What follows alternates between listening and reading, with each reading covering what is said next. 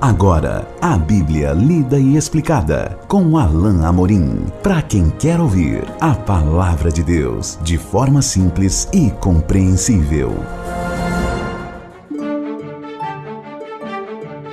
Olá, querido ouvinte, querida ouvinte. Estamos de volta com o programa A Bíblia Lida e Explicada. Eu sou o pastor Alain Amorim. Nós continuamos o nosso estudo, nossa caminhada pelo Evangelho de Marcos, no capítulo 10. Hoje estudando o trecho que vai desde o verso 23 até o verso 31. Vamos então ler a bendita palavra de Deus. Então Jesus, olhando ao redor, disse aos seus discípulos: quão dificilmente entrarão no reino de Deus os que têm riquezas. Os discípulos estranharam estas palavras. Mas Jesus insistiu em dizer-lhes: filhos, quão difícil é para os que confiam nas riquezas entrar no reino de Deus. É mais fácil passar um camelo pelo fundo de uma agulha do que entrar um rico no reino de Deus.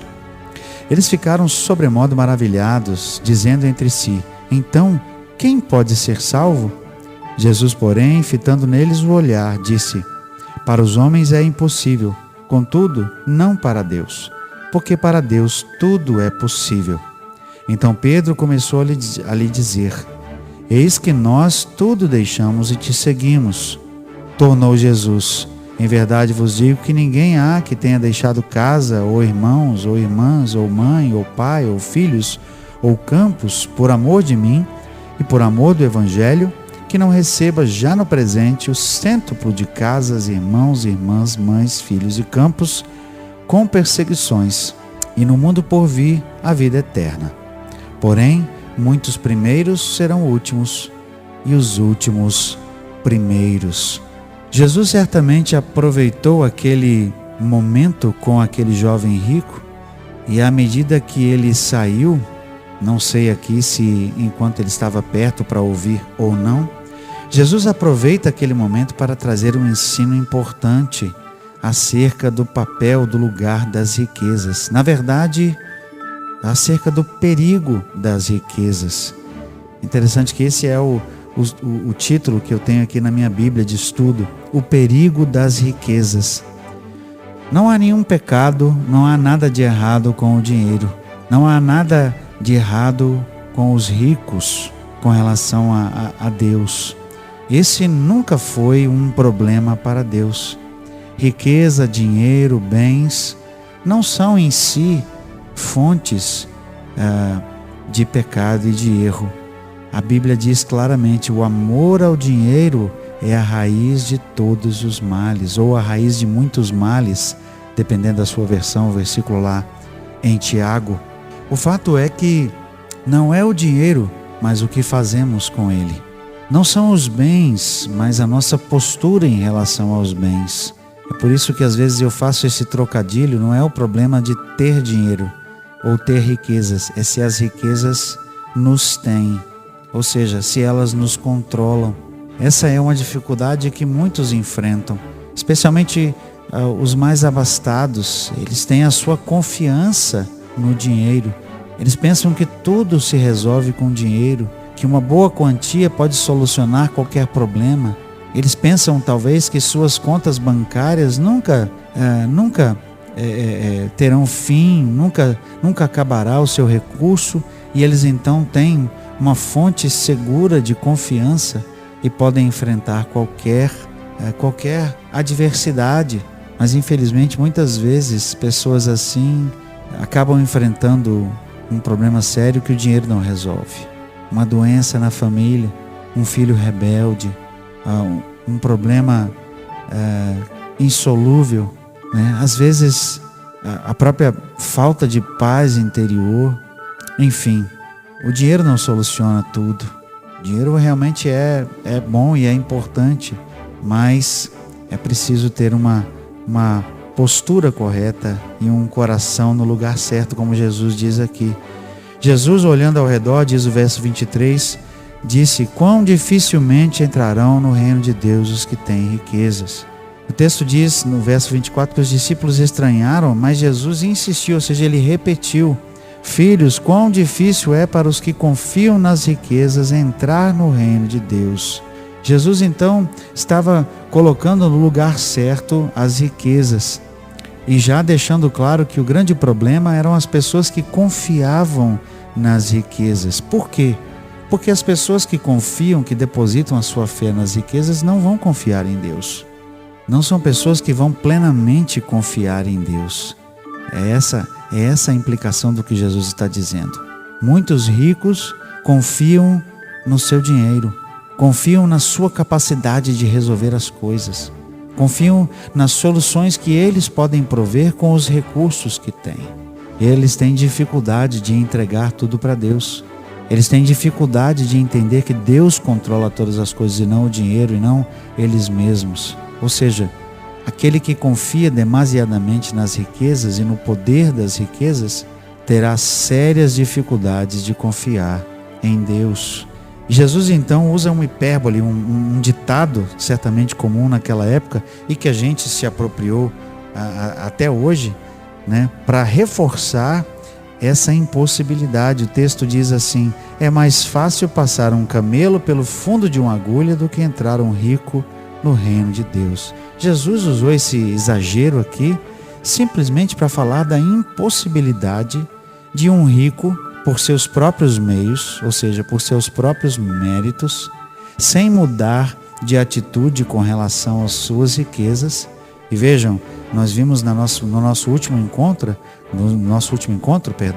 que esse foi exatamente o problema daquele jovem rico, a sua atitude com relação às suas próprias riquezas. Por isso ele saiu da presença de Jesus triste. E aqui Jesus diz: aqueles que confiam nas suas riquezas não verão o reino de Deus. É mais difícil para eles entrar no reino de Deus, porque não vão confiar em Deus exatamente como é preciso. Nós não podemos confiar em Deus e confiar nas riquezas ao mesmo tempo. A Bíblia já alertou para o fato de servir a dois senhores. É impossível. Não é possível encontrar a salvação em Jesus sem que nós tenhamos a consciência de que devemos abrir mão de tudo, deixar tudo e seguir a Jesus. Foi isso exatamente que ele disse para aquele jovem, e é isso que ele está deixando claro aqui. Por isso, os discípulos ficaram ainda mais espantados, e o texto diz assim: então quem pode ser salvo? Eles se espantaram. Mas a resposta de Jesus é uma resposta que nos traz alento, que revela o amor de Deus, que revela a graça de Deus. Para os homens é impossível, contudo não para Deus, porque para Deus tudo é possível. Ou seja, pelo esforço humano nunca haverá salvação. Ninguém pode se salvar a si mesmo. O texto é claro em dizer: Jesus disse, não é? Eu sou a verdade, o caminho e a vida. O caminho, a verdade e a vida. Ninguém vem ao Pai senão por mim. Não há mérito, não há dinheiro, não há posição, não há prestígio que nos faça ir à presença de Deus. Ou seja, não podemos fazer isso senão por ação do próprio Deus, senão pela graça do Senhor, pela misericórdia de Deus. Por isso Jesus diz: para Deus tudo é possível. Só Deus pode transformar o coração de um rico, pode mudar as suas prioridades, pode tirar o seu amor às riquezas e colocar o seu amor em Deus. Só Deus pode transformar a vida de uma pessoa totalmente, para que ela possa reconhecer a necessidade dele e a necessidade de dependência de Deus, que todas as pessoas que desejam realmente confiar em Deus precisam ter. E aí, ao final da passagem, nós vemos que Pedro, então, novamente, com seu caráter tão impulsivo, diz: mestre, nós deixamos tudo e te seguimos. Era como se Pedro quisesse dizer: mestre, e nós? E o nosso caso? E Jesus então diz: em verdade vos digo, ninguém há que tenha deixado casa, irmãos, irmãs, mãe, pai ou filhos, porque nós já vimos que Jesus havia falado disso como o custo para o discipulado, para segui-lo. E continua dizendo: não há ninguém que tenha deixado casa, irmãos, irmãs, pai, filhos, campos, por amor de mim e por amor do Evangelho, que não receba já no presente o cêntuplo de casas, irmãos, irmãs, mães, filhos e campos. com perseguições, e no mundo por vir, a vida eterna. Jesus afirma claramente que haverá uma recompensa. Talvez essa recompensa venha aqui, talvez essa recompensa venha somente na eternidade, mas a da eternidade é certa. O que é certo aqui é que talvez, mesmo que tenhamos, vamos receber perseguições.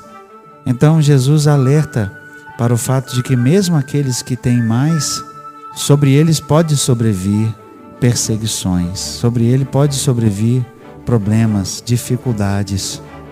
Infelizmente, muitas vezes a abundância em dinheiro pode se revelar uma armadilha, mesmo para crentes. Então é sempre muito, deve-se ter sempre muito cuidado com os bens, com os recursos.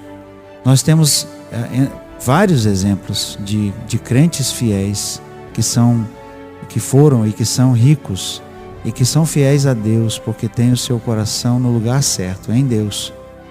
Mas certamente uma conversa com eles vai mostrar que às vezes a tentação de confiar no dinheiro e de mudar as coisas é real, não é?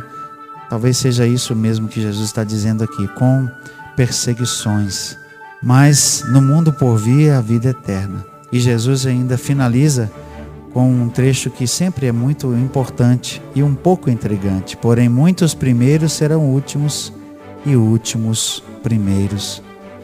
É o fato de que é Deus quem escolhe, sem dúvida. É Deus que traz esse tipo de honra, ou de preferência, ou de deferência, ou de bênção para um e para outro. Deus abençoa igualmente, pobres e ricos. Igualmente eles têm salvação, são herdeiros da mesma graça do Senhor. A uns Deus permite riquezas, a outros Deus não permite, mas Deus vai cuidar de todos. Mas o fato é que muitos primeiros serão últimos e últimos primeiros.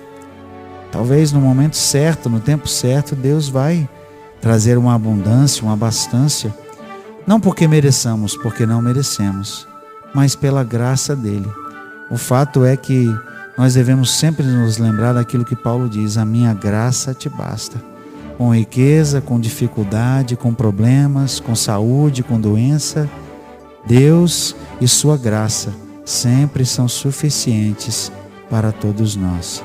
Chegamos ao final de mais um trecho. Que Deus te abençoe e que até o nosso próximo encontro Deus guarde a sua vida. Até lá. Acesse agora nossa plataforma e baixe os podcasts www.rede316.com.br. A Bíblia lida e explicada com Alain Amorim.